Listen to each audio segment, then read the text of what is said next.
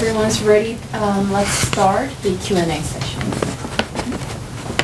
So please feel free to ask him any questions you have for him. 그 제가 질문하면 통역을 해주세요. 네. 예. 그 아까 저기 메르디스 빅토호가 그 흥남에서 우리 14,000명 철수시킬 때 그 무기를 싣고 있던 걸 버렸다고 그랬거든요. 그러고 사람을 태웠다고 그러는데 그 무기를 버렸을 때 그건 진짜 국가 재산 아니에요. 그렇죠?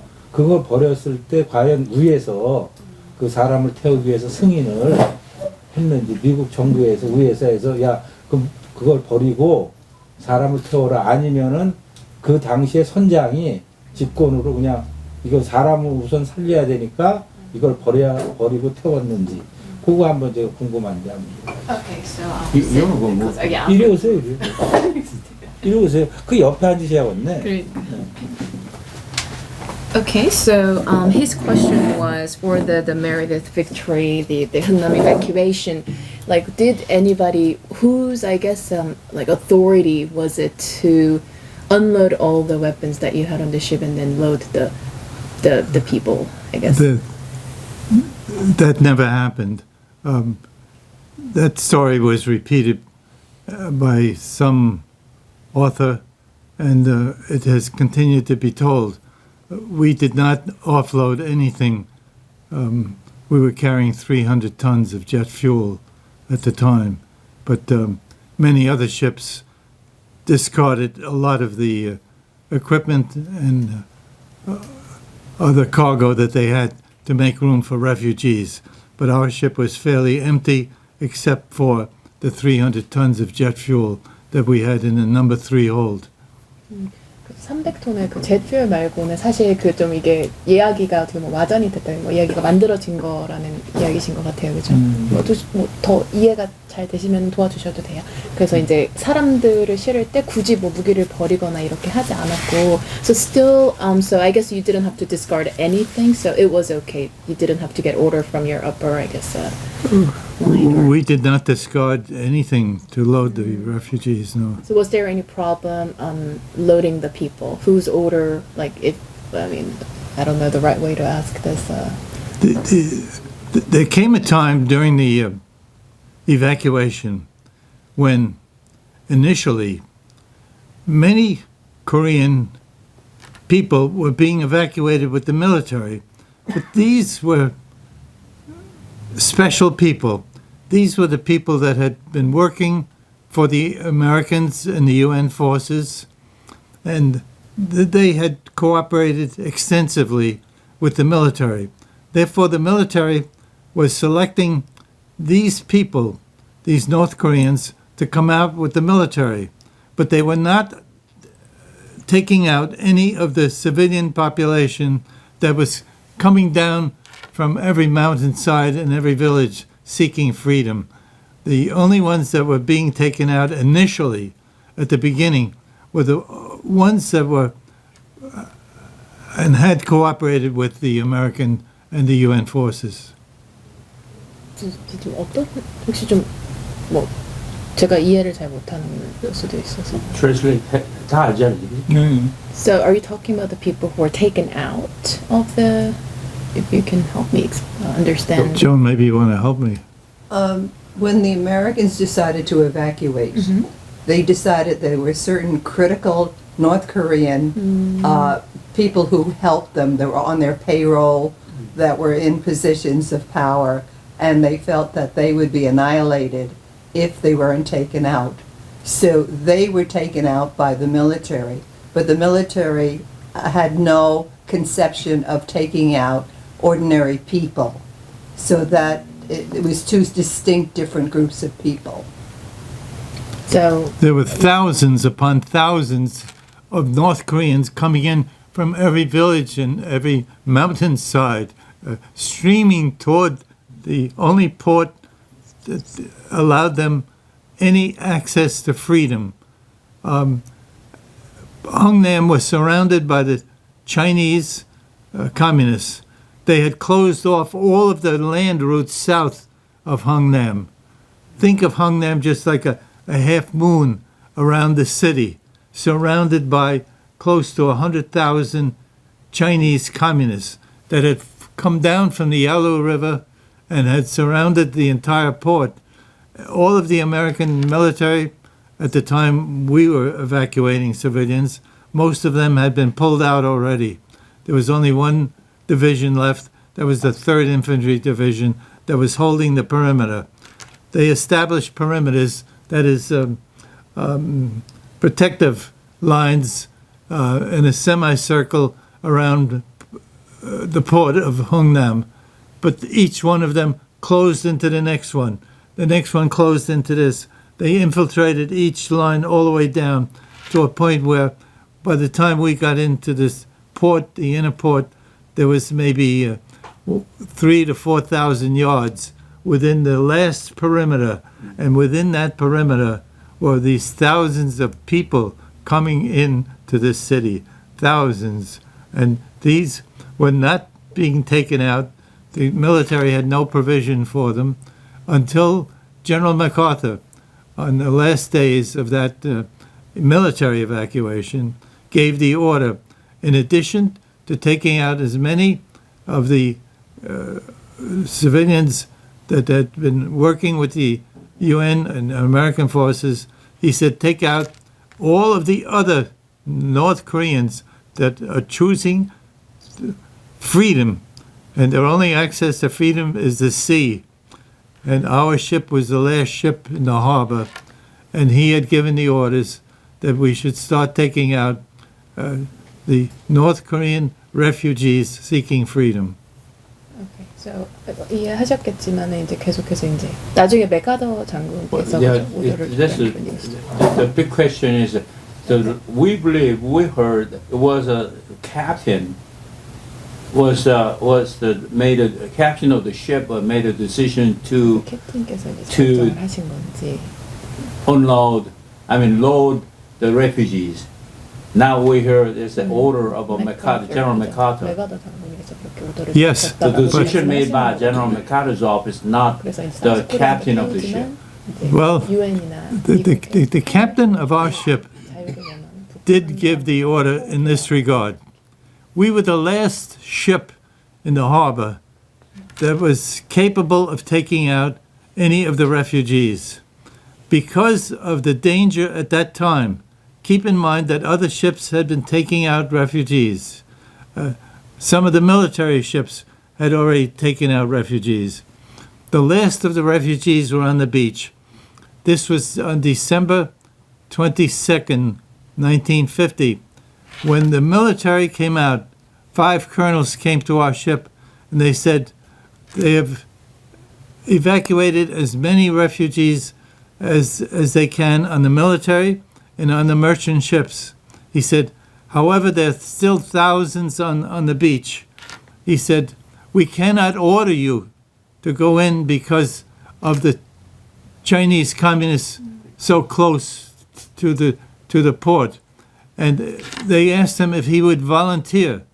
We were the last ship, so that you're absolutely correct in knowing that the overall order was given by General MacArthur, but the last ship in the harbor was the Meredith Victory, and we were asked to volunteer to go in because at that point the Chinese communists had closed so rapidly on the port.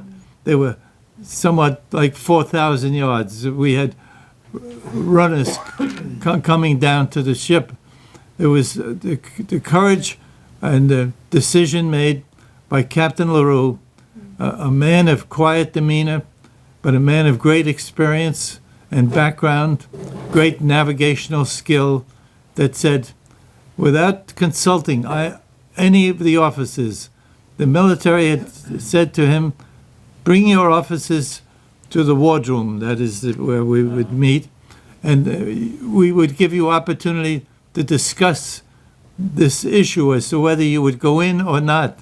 He chose not to look to his right nor to his left. He simply said to the military, he said, I will take my ship in and I will take out as many people as I can. with that, he had already seen, as many of us with binoculars, we could see all of the human beings on the beach coming down from the roads. The Chinese were firing into the city. The city was partially aflame from enemy gunfire, and they were closing rapidly. We had the 3rd Infantry Division that was holding the last perimeter. And keep in mind that they were taking casualties, enabling us to load the last of the refugees. And they streamed down to our ship. They were being directed by military on the shore. We were at dock number 3. I always remember that. We were, because of the evacuation, was principally not to evacuate civilians. The principal evacuation was to take out all equipment, all tanks, all trucks, all military, all personnel. That was the primary mission of the evacuation. The last thing people were thinking of doing was taking out civilians. But think of this. When the order was given by General MacArthur to take out civilians, this is the first time in modern military history where civilians were being evacuated from enemy territory and must have considered the people, the refugees, were considered enemies. They were all North Korean, and we were in North Korean territory. We had no opportunity to search them, to vet them, to understand who they were or what they were. There was some concern whether they would be communists with weapons under their garments, etc. But when the order came, and my captain, Captain Leonard P. LaRue, took the courageous step, and he gave the order, and people commend us for taking the ship in. But we were not, the crew and the officers, we were not courageous. We followed the orders of our captain. A ship operates under a sense of unit cohesion. Each one of us obeyed the order of the captain. The captain said, "I'm taking my ship in." And everyone went to their duties and functions and moved the ship in. The ship was located next to another ship that was loading military cargo. We tied up next to that ship, but the captain kept the engines turning, ready to go, ready to go. He had not only the engines turning, but we had runners coming down, advising us how close the Chinese were coming. We had people on the shore ready with axes to chop the lines to let us get out, so that the ship was also placed in a fashion so that it could go directly out of the harbor. So we were all prepared to, like a getaway car, to evacuate. And we commenced loading, I believe it was on December 22nd, and it was a fairly orderly fashion. They built a wooden causeway across the other ship that we were tied up to that was loading all of these supplies. And the people, these refugees came across. They came across with whatever they could carry. We prohibited them from carrying anything more than food, water, some personal effects, because we had no room for anything more than the people themselves. We watched women coming aboard with baby on their back, and maybe a small child in each hand.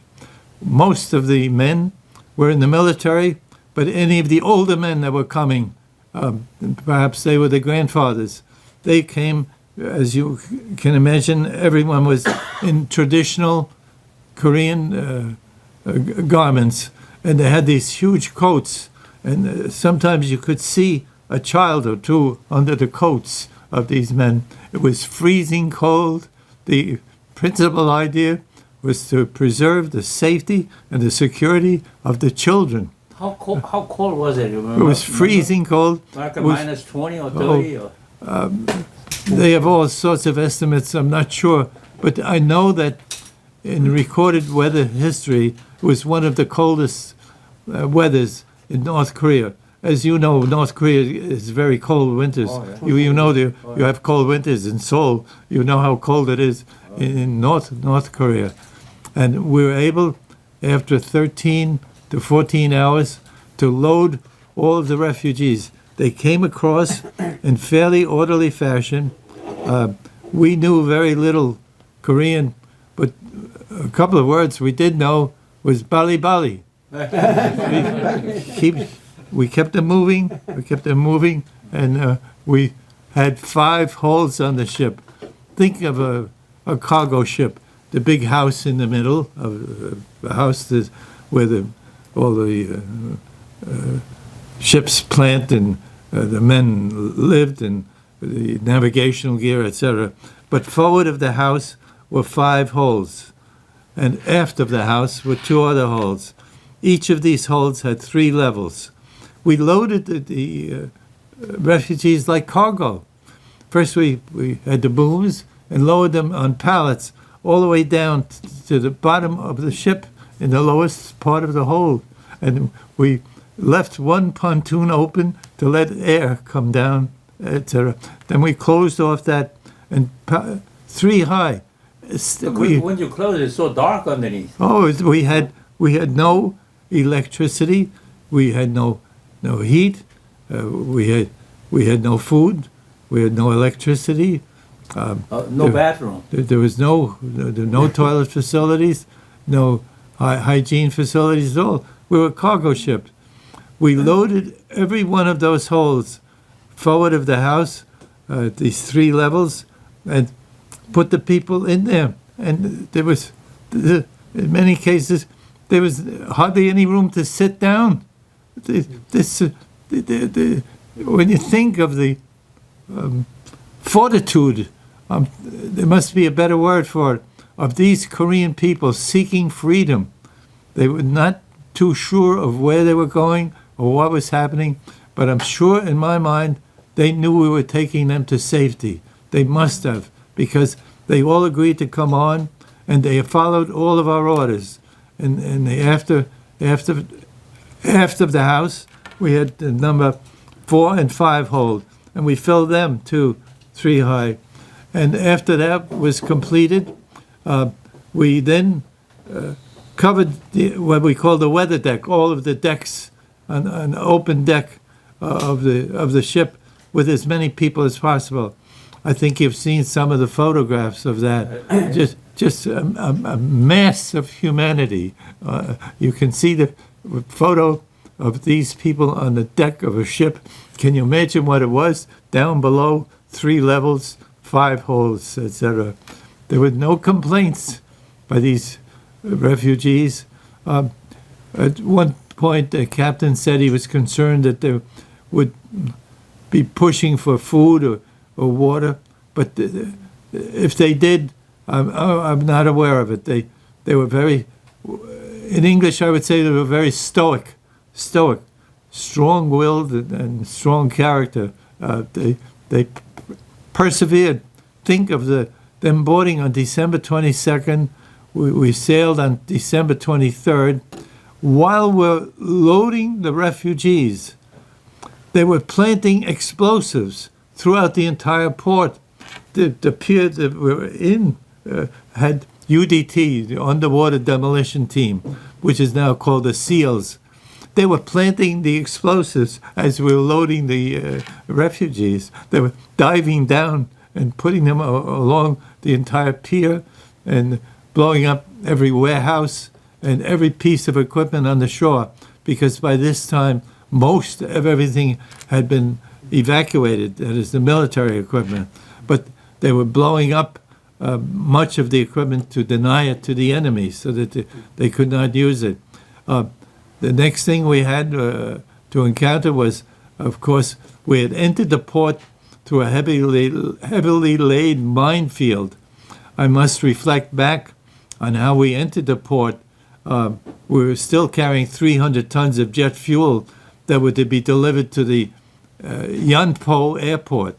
Yanpo is just over the river from Hungnam, south of Hamhung. But that was, we could see it was being overrun by the communists, so that we were not able to discharge the jet fuel. So we had 300 tons of jet fuel down below. But the captain, Captain Leonard P. LaRue, had to navigate the ship with 14,000 people through the minefields in the Hungnam Harbor. And the minesweepers had swept a fairly narrow channel through the minefields because I don't think they were expecting so many mines. We believe a lot of these mines had been delivered to the North Koreans by the Russians. But, who knows? This is speculation. Keep in mind, we were 300 miles south of Vladivostok, the big Russian naval port. 300 miles. So there was great concern on our part at that time, December 1950, whether the Russians would have come in. We were concerned about Russian submarines. The big Vladivostok is a submarine base. But in any event, Captain LaRue was able to navigate back out through that minefield. I'd have to tell you something, to me was humorous, because they were probably not well prepared to open a channel. The markers on either side, maybe they were just 100, 200 yards wide. The markers on either side were old plastic containers that the Navy had floating there, so we were able to observe them and get out. There was 30 miles of minefield that we had to go through to get out of the harbor. And then You had a Korean pilot? No, we had no pilot. No, it was all, Captain LaRue was a very experienced captain. He graduated from the Pennsylvania school ship, 1936, I believe. He ended that school in Philadelphia in 1934, spent 2 years there, and then entered the Merchant Marine, sailing as a quartermaster, and then third mate and second mate, and eventually became captain of merchant ships. But he sailed all during World War II in the Mediterranean, in the Atlantic, and also on what they call the Murmansk Run, bringing supplies up through the Arctic and down to the Russian port of Murmansk. So he was very experienced, very knowledgeable, but a man of quiet demeanor and a man of great leadership. He had the training and he had the experience, and we all recognized his leadership. There was never any concern. When he gave orders, they were followed completely. Some reporters always asked us, was there any discussion amongst them? There was no discussion by anyone. You aboard a ship, there's a sense of unit cohesion. You obey the laws and the rules of the captain. And when the captain gave the orders, we all complied by carrying out our functions. A ship cannot operate without each and every man doing his job. That's the way it operates, and that's what we did. We all relied on each other all the way in. Under his command, under his courageous leadership, we were able to do that. When that issue came, and he decided, without any time at all, he saw on the beach human beings. He did not look at them as communists or anti-communists or North Korean or South Korean. They were simply human beings on the beach waiting to be saved. And he said, I will take on as many as we can. And our dock, number 3, we took off everyone. Now, there may have been other people at other docks. Don't forget, Hungnam was a big port. Today, it's one of the major ports in North Korea. Even to this day, they, of course, rebuilt it. As we left the entire port was blown up. They denied the use of the port to the enemy, and we proceeded south under the heavy protection of the 7th Fleet. We had, in support of us, firing over our heads into the communist positions, heavy cruisers. I always remember the St. Paul and the Rochester, because they were all very close to us, because we were right in the inner harbor, firing into the Chinese positions.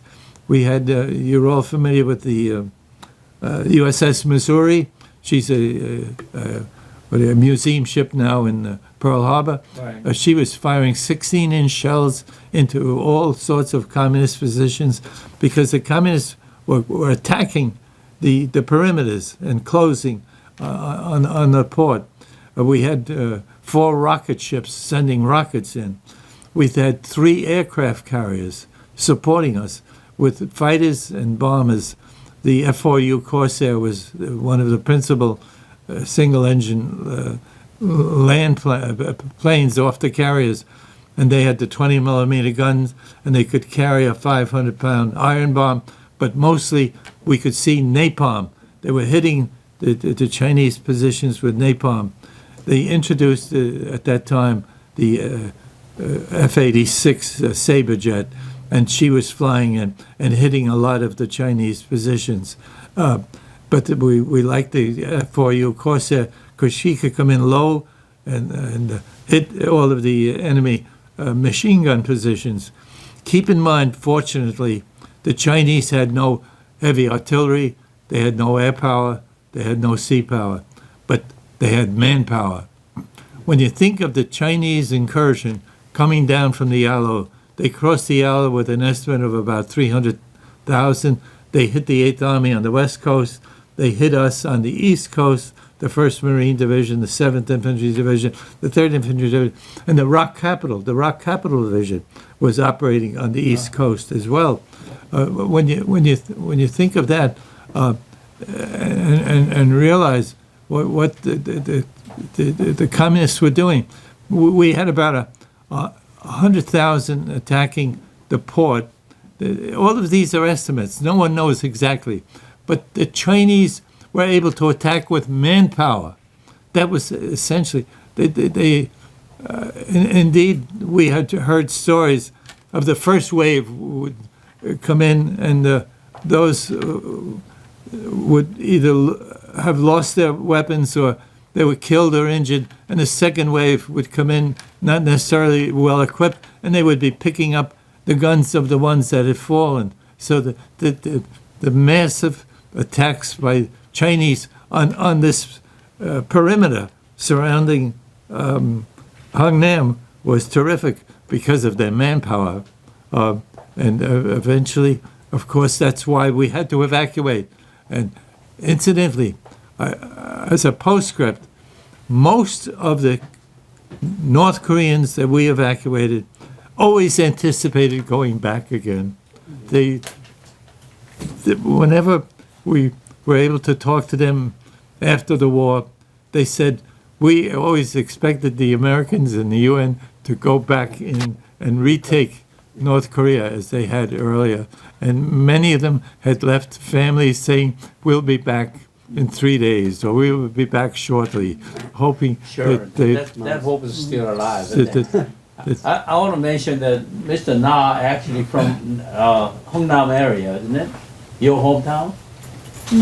Yeah. So, how old were you when the Korean War broke and the Hungnam evacuation?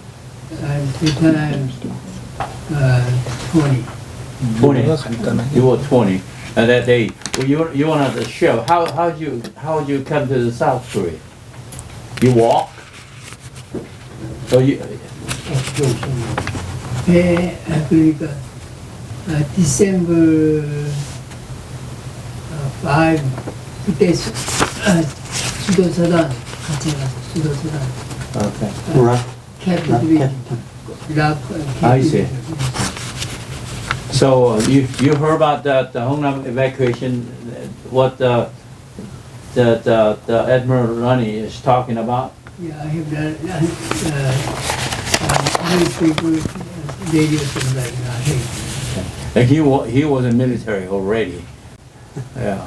Um, So this ship, the Meredith's the Victory, didn't have any protection and no machine guns, anything. Just no, it was a World War II ship, but they had removed all of the guns, and she was in the laid-up fleet on the James River in Norfolk, you see, and they took it out from the laid-up fleet, and that's when we went on the ship. We were all flown to Norfolk, and we sailed out of Norfolk through the canal, expedited through the canal up to Norfolk. We loaded the Army cargo. We sailed directly Yokohama. We offloaded, then combat loaded, and our first combat mission was the landing at Incheon. We carried a part of a regimental combat team of the 7th Infantry Division. We had one enemy air attack, but we were able to get our units ashore by offloading them into LSTs. As you know, at Incheon, the tide is such, it was 35, 40 feet, so we could not get all the way in. We had to stay out in the middle harbor, or the outer harbor, and offload into LSTs. The LSTs could go all the way in and land on the shore. And that way we were able to be successful, as you know, the great genius of MacArthur on the Incheon landing. Right. And but the big fight, of course, was taking Seoul. The landing at but getting back to our ship, I recall on part of the voyage south along the east coast of Korea, we could observe a thin column of smoke coming out of the number 3 hold. That's the one just forward of the house. And what we ascertained was some of the Korean refugees were trying to stay warm and heat some food by building fires atop the drums of the jet fuel we still had down below. And without, the poor refugees didn't know that they were building fires atop drums of jet fuel, which could have caused a catastrophe on the ship. So we're able, with sign language and other signals, to avoid that. Another experience we had was on the trip south. Keep in mind that east coast of Korea at that time still had heavy minefields. We had already lost, and the U.S. Navy had lost 3 minesweepers blown up and trying to clear the mines on the East Coast. And also, we empowered a Japanese minesweeper to work the mines as well, and she was lost as well on clearing all of the mines. But the more significant incident was the birth of the 5 babies.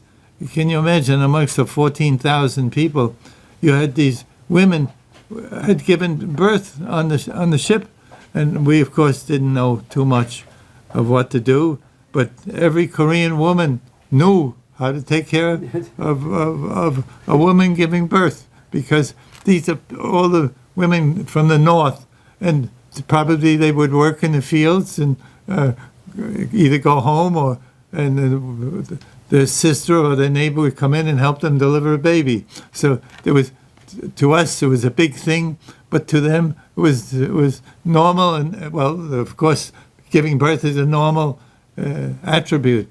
But we had the 5 babies. We didn't know what to call them. That was the story. We called them Kimchi 1, Kimchi 2, Kimchi 3, 4, and 5. That's the way we recorded them in the book. So you knew that the crew members knew that baby was born Oh yeah, at that time. oh yeah, because the poor women were there, and the other women were coming to help, etc. In the middle of all of these holes, and we're able to help the women to some extent. But when you realize there they were in the middle of a cargo hold giving birth to a child. And we have met Kimchi 1 and Kimchi 5. We've never been able to ascertain where 2, 3, and 4 were. But they're alive and well and doing well. They grew up on Goji.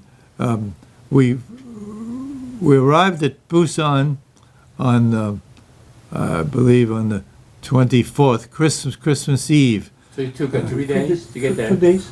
No, 1.5? Well, yes. Living in Yeah, because 23rd. it took us the 22nd and the 23rd to load all of the refugees. Then it took us over a day to get down to Busan. We arrived at Busan on Christmas Eve, late that day.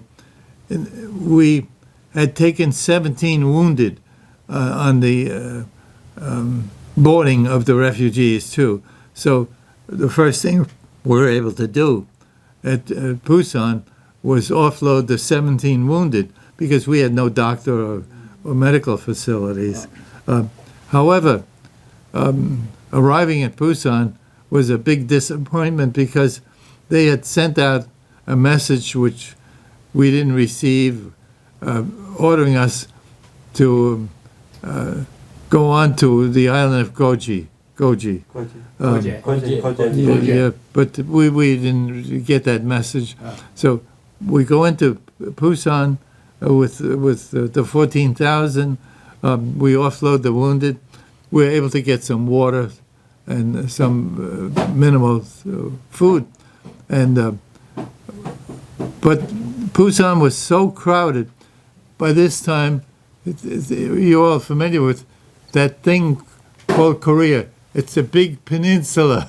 Right. When you look at that map and you see that little peninsula down, and you all remember the Busan perimeter. Well, there's the Chinese coming all the way down. I constantly educate Americans. Seoul had changed hands 4 times. Remember that. They swept down, we swept them north, swept them down again. Seoul changed 4 times. Think of it. Now the Chinese are coming down. The Chinese are surrounding the Busan perimeter. The Chinese were all over the place. And we were still holding Busan. You know the Naktong? The Naktong. So that was the northern reach of the Right. and Maesan on the west. So think of the Busan perimeter there. This little corner. When you think of that peninsula, and down here is this little corner, and so we come in with the 14,000 people, and they say we have no room for these people, because all the UN forces were coming down, and thousands upon thousands of refugees are pouring into the Busan perimeter. They say you cannot. So the only thing we were able to do was offload the wounded and took on some supplies, and then we got orders the next day to proceed to Goji. So the people, the refugees are very disappointed, obviously. Oh, this is on Christmas Day, December 25th. We get the orders to sail to Goji. Now, think we commenced loading some of them on the 22nd. We finished loading on the 23rd. We're sailing on the 24th. We're arriving on Christmas Eve, on the 24th, and on Christmas, and the next morning, Christmas Day, they say, well, you can't come in, and say, go to Goji. So we arrive Goji on Christmas Day. So we arrive. No mines at the sea, though. No, not no mines. However, we get to Goji, and there's no way, there's no pier, there's no dock, there's no way we could get the people ashore. So the Navy then says, oh, we will provide you with 2 LSTs, landing ship tank. So the next morning on December 26th, they put 2 LSTs, one on either side of the ship, and the refugees were allowed to come up, pour over the sides into the LSTs. And you Koreans know a very strong symbol, and it's called a half bow. I don't know whether you still carry that tradition in America, but a number, it was very moving.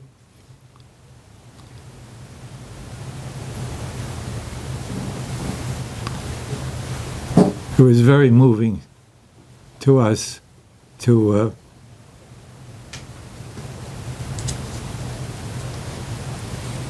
see some of those Korean give a half bow as they left the ship.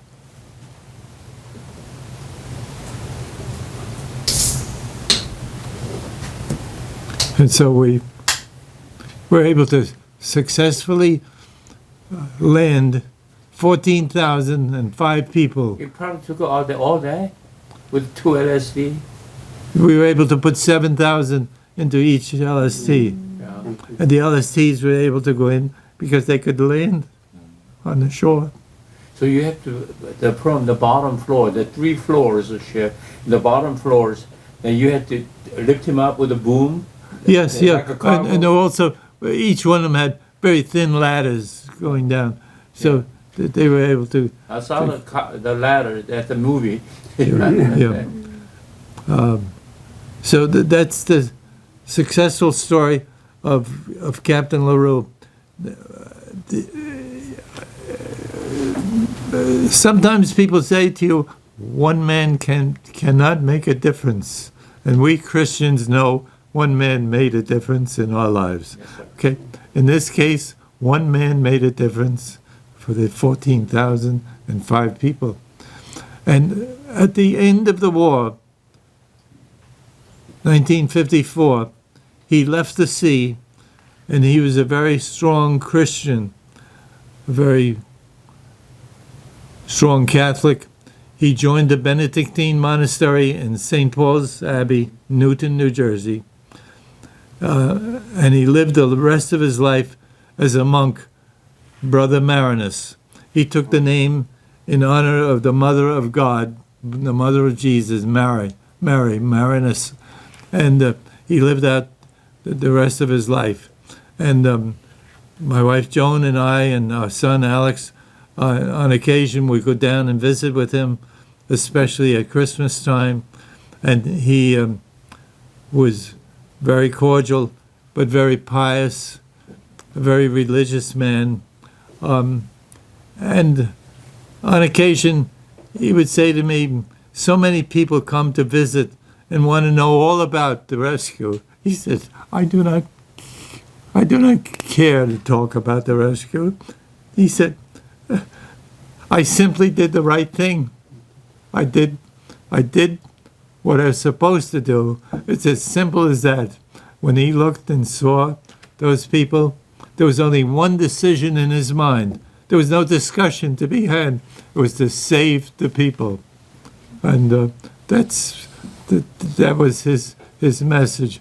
He would talk to me because I was an officer on the ship, but very rarely did he ever want to speak about that. Well, he'd never speak to anyone else. He would speak to me on occasion. And on one visit, I'd like to refer to a comment. Well, first of all, he rarely spoke about it, and he only wrote maybe 1 or 2 articles because he was pressed by the press. Well, what was this all about? So he did write one article, and I quote that. I think often of that voyage. I think of how such a small vessel was able to hold so many persons and surmount endless perils without harm to a soul. And as I think, the clear, unmistakable message comes to me that on that Christmas tide, in the bleak and bitter waters off the shores of Korea, God's own hand was on the helm of my ship. Amen. God's own hand was on the helm of my ship. He has always said that. One other footnote to our trip was the fact that probably some of you have read it. President Moon's, your current president in South Korea, his mother and father and his older sister were rescued by our ship, Yeah. and they were on the ship at the time. So, one final point I would make is that when we took Alex, our son, down on a visit, because it was important for me to have him meet Captain LaRue, and we would go down and visit, especially at Christmas time, I asked Captain LaRue, I said,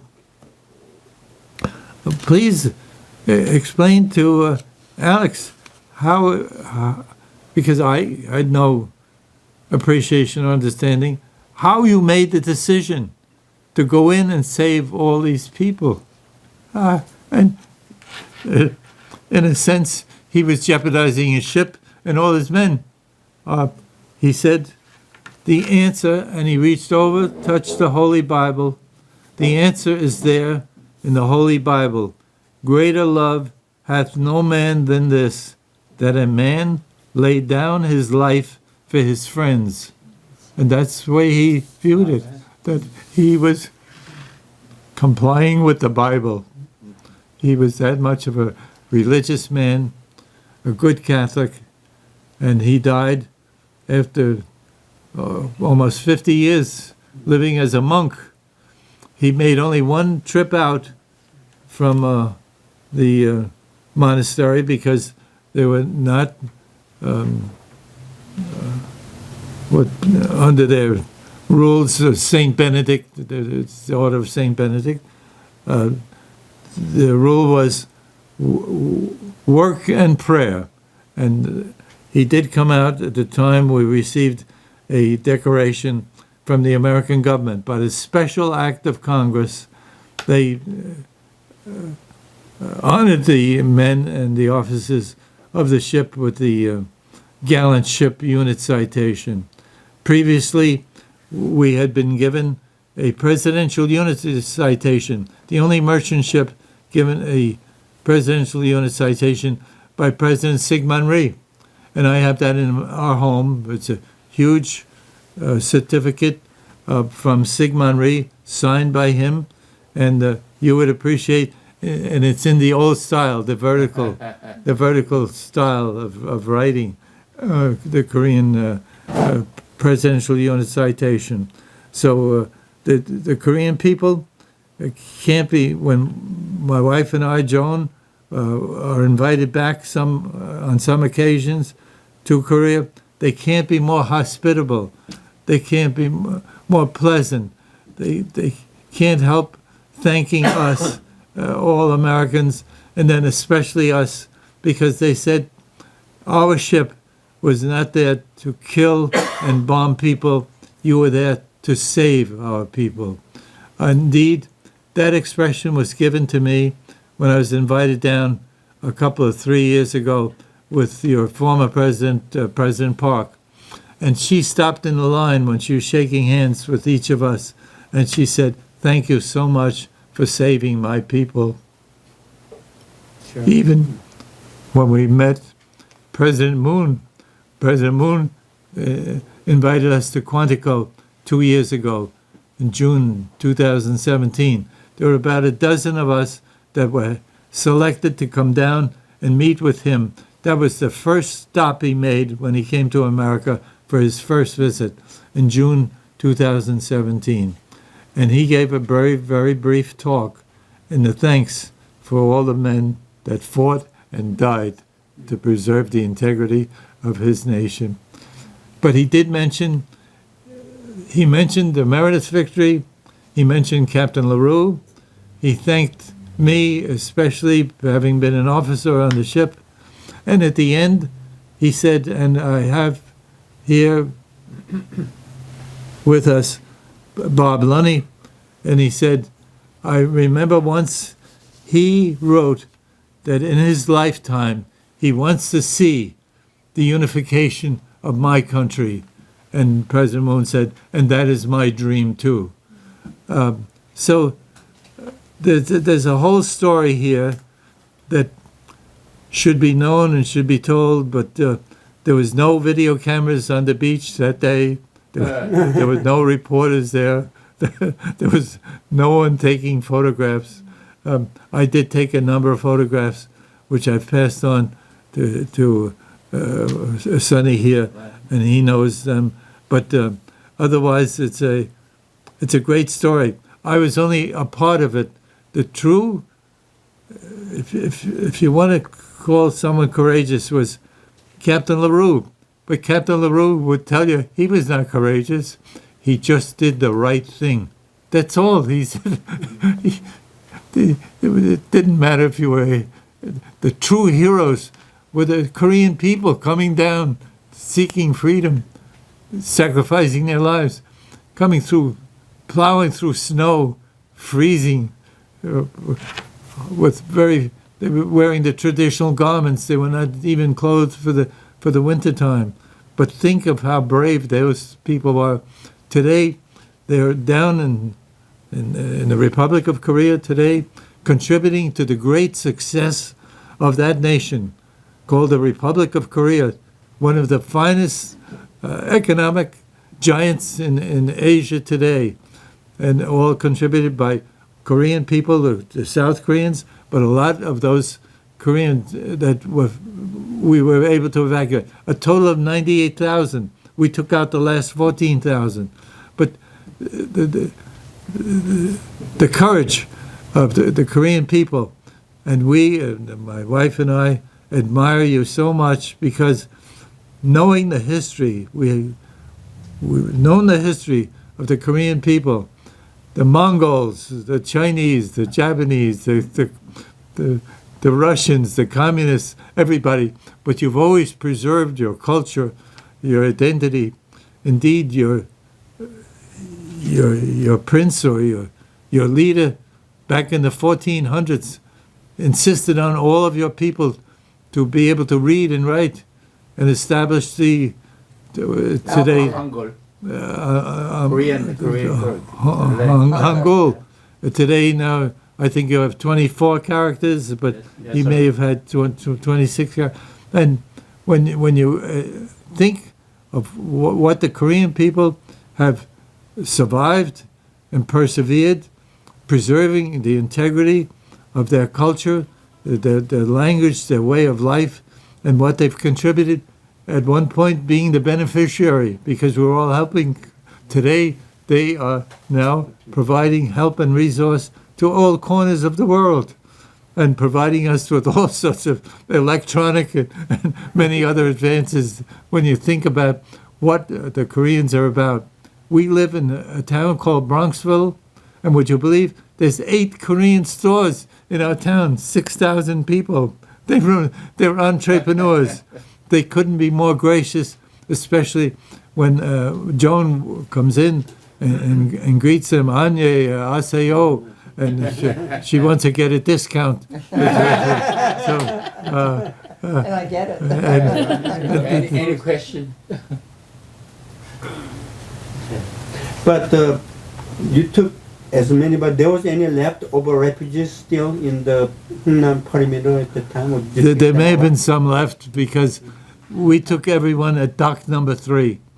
I don't know because it was a strong finger peninsula that came out that separated dock 3 from the other part of the harbor. So I don't know what was going on because we were able to load everyone that our captain said, I will load everyone on the beach. That was at dock number 3. So we took off everyone there. That's why they were all stacked in there like cargo, and then we put them all on the weather decks, etc. You saw that mess. I don't know whether you've seen the photo. They're standing there. You wonder how they could sit down. Indeed, the people that were put down well below were almost suffocating down there. They all lived, of course. But the people on the weather decks all thought that was the best place to be. But then when we got out to sea, the weather and the sea was encompassing them with the waves and the splashing. We then were trying to provide them with tarpaulins and canvas to help cover them, but we didn't have enough, so that the people on the deck were even suffering more than the people down below. So yes, there may have been people left, but unfortunately, we were not there in that section, and I've never read the statistics, but the one statistic sticks in my mind: a total of 98,000 evacuated. And there may be some kind of time limit when you accept, maybe What some is- deadline, because there may be some time by when you can load or accept the refugee. What was that, Joan? Was there a time limit when you could load or accept the refugees, but your ship went in Because to the do Chinese army attack. Oh, come close, that's we why. were trying to load them as fast as we could, because as I tried to explain to you, Come closer. we had established all of these perimeters surrounding the port, but they would close into each other in a military complex all the way down to a point where you think we were counting the enemy by thousands of yards, so that at that point, the last of the refugees were on the piers, hoping for freedom, and the Chinese were annihilating them as they came in. The communists, the communists wipe out all of the leaders in every village, wherever they have been, all through the world. You talk about Nazis, think about what the communists have done. And they annihilate the leadership in every community they're in. And then anyone that cooperates with, quote, the enemy, annihilate them. Did you notice any Russian ships around? No. Soviet Union that time? No, there was always concern of Russian interference and Russian submarines. We were always talking about it, Right. always concerned. Who's coming? Because that 300 miles to Vladivostok was great concern to us on a ship in a harbor with the mines. Because we knew the mines were brought down by the mines were delivered just before the war began. I guess maybe in June or July, the Russians, we suspect the Russians supplied them with all of these mines. The North Koreans didn't They didn't know manufacture that. these ones. After the Incheon landing, they learned more. So I guess they put the land Yes. mines out there at the ocean. The Russian the mine didn't explore, navigate out that Hungnam port safely, landed down to Busan and Geoje. This is wonderful to hear. I mean, this is 69 years later. We just casually sit here and listening, and this is wonderful. We thank you very much for your time, your passion for Korean people, and thank you for the good, kind comment on the Korean people. Well, listen, Sonny, we thank you so much when we realize what you have done for the Korean American community, and your success here proves exactly what I've been talking about, is the success of your people, the industry, the character, the honesty, the perseverance, and the contribution you're willing to make to the economy of America today when you think about it. So we want to thank you, and we say to you, 감사합니다. 감사합니다. 감사합니다.